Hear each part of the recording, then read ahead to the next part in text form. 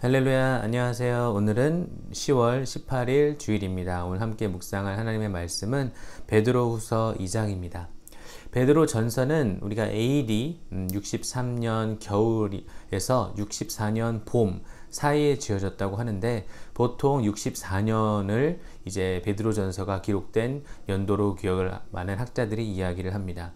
그리고 또 베드로 후서는 언제 지어졌냐면 AD 66년 혹은 67년으로 보는데요. 67년으로 보는 학자들도 굉장히 많습니다. 그러니까 베드로 전서를 다 쓰고 나서 2년 혹은 3년 후에 베드로가 이제 베드로 후서를 기록했던 것이죠. 이제 베드로 전서를 기록했던 이유는 앞으로 다가올 핍박과 고난을 준비시키기 위해서 흩어진 나그네들, 주로 유대인들에게 이렇게 사도 베드로가 편지를 적은 것을 볼 수가 있습니다. 그런데 이제 AD 64년 그 로마 대화재로 인해서 그 네로 황제와 그 집권 세력이 그 책임을 기독교인들에게 이렇게 덮여 씌움으로써 이제 기독교에 대한 환란이 이제 약 300년 동안 시작을 하게 되는데요.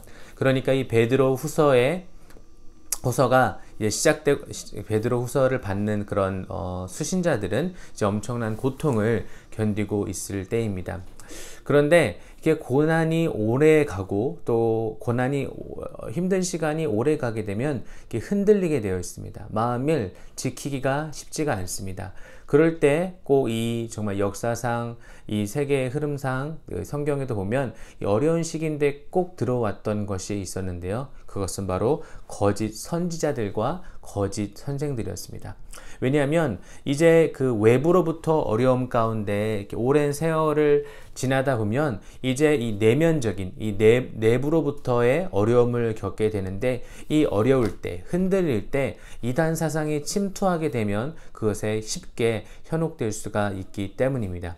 그래서 오늘 베드로후서 2장에서도요, 사도 베드로는 바로 이 부분을 이야기를 하고 있습니다. 이제 핍박과 환란이 시작된 때에 외부로부터 오는 고통도 견디기가 힘든데, 이제 내부로부터 이제 나의 내면을 공격하는 일들까지 생기기 시작한 것이죠. 오늘 2장 1절에 보면 그러나라고 시작을 합니다. 그러나라, 그러므로 라고 이렇게 시작을 하면 항상 앞에 어떤 부분이 있었는지를 기억하는 것이 굉장히 중요합니다. 그러면 우리가 어제 했던 묵상 중에 1장 21절은 어떻게 기록이 되어 있나요? 예언은 언제든지 사람의 뜻으로 낸 것이 아니요. 여기서 예언은 말씀이라고 보시면 됩니다. 오직 성령의 감동하심을 받은 사람들이 하나님께 받아 말한 것입니다. 그래서 이 성경은, 이 말씀은 사람의 뜻으로 기록된 것이 아니고 사람의 뜻으로 이야기된 것이 아니라 오직 성령의 감동하심을 받은 사람들이 하나님께 어떻게 해요? 받아서 이야기한 것. 그러니까 사람의 뜻이 하나도 없었다라는 것입니다. 이 성경이 우리에게 얼마나 귀합니까? 그런데 오늘 2장 1절에 보면 그러나 라고 시작하면서 백성 가운데 또한 거짓 선지자들이 일어났으니 이와 같이 너희 중에도 거짓 선생들이 있으리라 라고 하면서 이렇게 거짓 선지자들과 선생들을 이렇게 경계해야 될 것을 오늘 사도 베드로는 2장을 통해서 이야기를 하고 있습니다. 내용을 나눠보면 1장부터 3절은 이제 거짓 그런 선지자들과 그런 선생들의 실상에 대해서 기록이 되어 있고요. 4절부터 9절은 구약의 예를 들어서 이런 거짓 선지자들과 선생들이 어떻게 심판받을지에 대한 경고를 하고 있습니다. 그리고 10절부터 16절은 그들의 더러운 행위들에 대해서 낱낱이 기록을 하고 있고요. 17절부터 22절은 그들의 참담한 최후에 대해서 기록을 하고 있습니다. 그러면 좀 살펴보면 1절부터 3절에 보면은 그 거짓 선지자들과 그 거짓 선생들의 실상에 대해서 기록이 되어 있습니다. 그들은 무슨 짓을 합니까? 그들은 이단을 끌어들이고 주님을 부인합니다. 바로 우리를 사신, 그들을 사신 주님을 부인하고요. 그리고 호색합니다. 호색한다를 영어로 보니까 depraved conduct, 그러니까 아주 더러운 일들을 한다라는 것이죠. 이로 인해서 2절의 끝에 보니까 진리의 도가, 바로 하나님의 말씀이 비방을 받을 것이라고 얘기를 합니다. 그리고 3절에 보니까 그들은 탐심으로 말들을 지어내고요. 그런 이제 이런 이단 사상에 흔들리는 사람들을 통해서 이득을 취합니다. 그리고 10절부터 16절은 그들의 행위에 대해서 더욱 구체적으로 나와 있습니다. 그들은 육체를 따라 더러운 정욕을 행하고요. 그리고 10절에도 보니까 주관하시는 이를 멸시한다. 바로 하나님을 멸시한다라는 얘기죠. 그들은 당돌하고 자긍하지 않고 떨지 않고요. 또 12절에 보니까 이성 없는 짐승이요. 또 14절에는 음심이 가득하고 굳세지 못한 성도를 유혹하는 저주의 자식들이라고 기록이 되어 있습니다. 그런데 그들의 결말은 어떻습니까? 17절부터 22절에 보니까 17절에 이렇게 기록이 되어 있어요. 이 사람들은 물 없는 샘이요. 샘에 물이 없는 게 말이 안 되죠. 그리고 광풍에 밀려가는 안개니 그들을 위하여 캄캄한 어둠이 예비되어 있다라고 기록을 하고 있습니다. 그러면서 이렇게 그들의 참담한 최후에 대해서 기록을 하고 있어요. 이 거짓 선지자들이 위험한 이유는 무엇입니까? 우리가 이런 사람들이 참 정상적인 사람들도 이단에 잘 빠져요. 왜냐하면 이단의 뜻은 끝이 이렇게 꼬부라졌다라는 뜻인데 정말 처음 들어보면 말씀 같고 처음 들어보면 너무나 진리 같고 어느 누구보다 성경 해석을 잘 해주는 것 같은데 결국 끝에 가면 이 말씀이 이단의 단어의 뜻은 끝이 구부러져 있다라는 뜻처럼 결국 왜곡된 것을 진리라고 이야기합니다. 그런데 이 거짓 선지자들과 선생들이 위험한 큰 이유는 14절에 나와 있습니다. 14절에 보면 그들은 음심이 가득한 눈을 가지고 범죄하기를 그치지 아니하고, 그들이 음심한 눈을 가지고 범죄하기를 그치지 않는 것까지는 괜찮습니다. 그런데 문제는 굳세지 못한 영혼들을 유혹하며, 바로 굳세지 못한 영혼들을 유혹한다고 합니다. 또 18절을 한 번 더 보겠습니다. 그들이 허탄한 자랑의 말을 토하며, 그쵸? 그 거짓 선지자들이 이미 멸망하기로 예정되어 있는 그들이 그렇게 하는 건 괜찮지만, 그릇되게 행하는 사람들에게서 겨우 피한 자들, 다시 한번 그릇되게 행하는 사람들에게서 겨우 피한 자들, 마찬가지로 믿음이 연약한 사람들이죠. 자들을 음란으로서 육체의 정욕 중에서 유혹하는도다. 그러니까 거짓 선지자들과 거짓 선생들이 위험한 것은 바로 믿는, 하지만 아직 그 마음에 믿음이 굳세지 못하고, 그리고 아직 믿음이 흔들리는 그 영혼들을 유혹하고 또 육체의 정욕 중에서 정욕에 빠지게끔 한다는 것입니다. 그러면 오늘 우리가 이 베드로 후서 2장을 통해서 혹시라도 이 말씀을 듣고 있는 가운데, 아니면 또 우리가 이제 걱정되는 영혼들을 어떻게 든든히 세우며 이 거짓 선지자들과 선생들로부터 보호하며 살아갈 수 있을까요? 첫 번째는요, 우리의 삶이 계속 의를 전파하는 삶, 그리고 아직 믿음이 굳세지 못하고 흔들리는 영혼들도 예수님을 전하는 삶을 살면 우리가 거짓 선생들과 거짓 선지자들로부터 의 위험을, 리스크를 우리가 줄일 수가 있습니다. 5절에 보면 옛 세상을 용서하지 아니하시고 오직 의를 전파하는 노아와 그 7 식구를 보존하시고 경건하지 아니한 자들의 세상에 홍수를 내리셨으니. 여기 보면요, 노아에 대해서 설명할 때 오직 의를 전파하는 노아라고 설명을 해놓았습니다.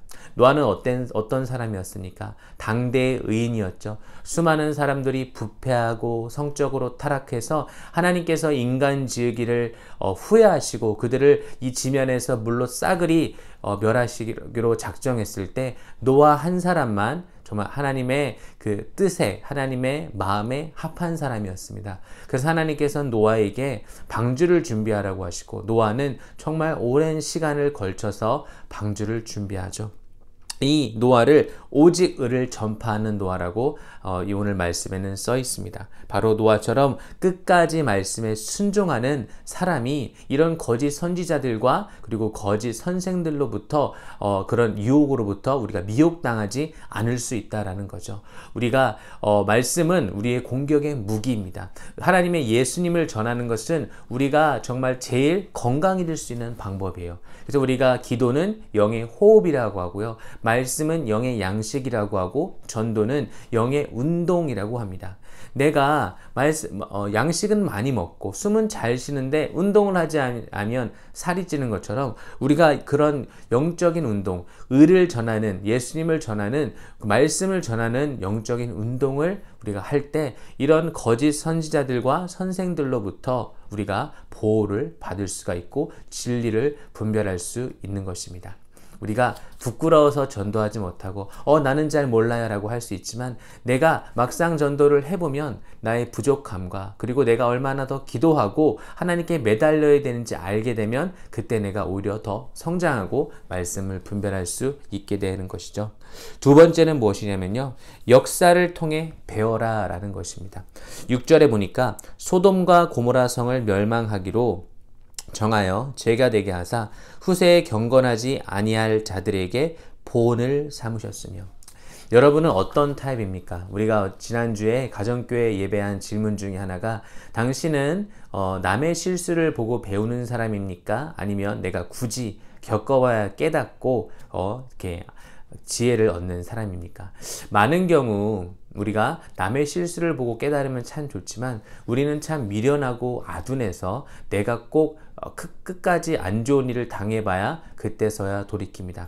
그러나 오늘 말씀에는요. 소돔과 고모라 성을 멸망하기로 정하여 재개되게 하사 후세에 경건하지 아니할 자들에게 본을 삼으셨다라고 말씀을 하십니다. 결국 이 가운데 롯은 의인인 롯은 구원을 받고 악인들은 모두 멸망을 당하죠. 소돔과 고모라는 죄가 돼버립니다. 여기서 우리가 배울 수 있는 교훈은 무엇입니까? 하나님께서는요 결코 악인들을 그 죄들을 그냥 두고만 보시는 분이 아니라는 겁니다. 그리고 우리는 이것에서 배울 수 있어야 한다라는 것입니다. 거짓 선생들과 거짓 선지자들은요 그들을 미혹할 뿐만 아니라 그들을 더러운 죄에 빠지게 하고 나중에는 진리의 도가 비방을 받도록 오히려 말씀을 지키는 사람들을 비방하도록 거짓 선지자들과 거짓 선생들은 이끌지만 우리가 역사를 통해서 즉 하나님의 말씀을 통해서 배울 때 하나님께서는 결국 의인은 건지시고 악인들과 죄는 멸망하신다라는 것을 우리가 똑바로 인식할 때 우리는요 거짓 선생들과 거짓 선지자들 그들의 미혹에서 안전할 수 있게 되는 것입니다. 우리는 마지막 때를 정말 살고 있습니다. 이제 코로나 바이러스로 인해서 우리가 예전에 초대교회 교인들이 받았던 그런 육체적 고통을 받고 있지는 않지만 오히려 이제 이 내부적인 영적인 공격이 우리에게 있을 것입니다. 정말 많은 미디어들이 있지만 그것에서 정말 진리를 찾아낸다는 것, 정말 말씀을 분별해낸다는 것은 쉽지가 않습니다. 그런데 여러분, 우리가 은행원들이 counterfeit, 가짜 돈을 어떻게 구별하는지 아십니까? 은행원들은요 절대 가짜 돈을 만져보지 않고 진짜 돈만 계속 만져본다고 합니다. 그럴 때 가짜 돈을 딱 만지면 이게 counterfeit, 그러니까 가짜 돈이구나 라는 것을 바로 구별할 수 있는 것이죠.